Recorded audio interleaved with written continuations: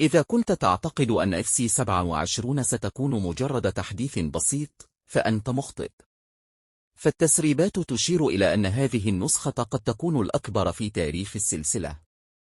أبرز ما يتحدث عنه الجميع هو العالم المفتوح، حيث قد تتمكن من إنشاء شخصيتك الخاصة والتجول داخل مدينة مليئة بالملاعب ومراكز التدريب والمتاجر والتفاعل مع لاعبين آخرين من مختلف أنحاء العالم.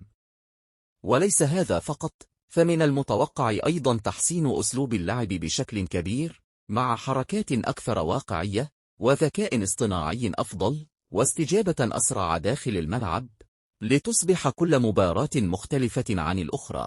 أما طور المهنة كارير مود، فقد يحصل على تحديثات تمنحك حرية أكبر في إدارة النادي والتفاوض مع اللاعبين واتخاذ قرارات تؤثر على مستقبل الفريق. وبالنسبة إلى التيمت تيم، فتشير التوقعات إلى فعاليات جديدة ومكافأة أفضل وتحسينات على نظام المنافسات. كما ينتظر أن تقدم اللعبة رسوميات محسنة وإضاءة أكثر واقعية وتفاصيل دقيقة للجماهير والملاعب، لتجربة أقرب إلى النقل التلفزيوني الحقيقي.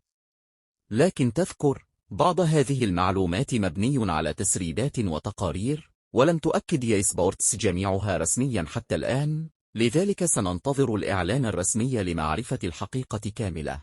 والآن أخبرني في التعليقات، إذا أصبح العالم المفتوح حقيقة في FC 27، هل ستشتري اللعبة من اليوم الأول؟ لعبة فيديو لهب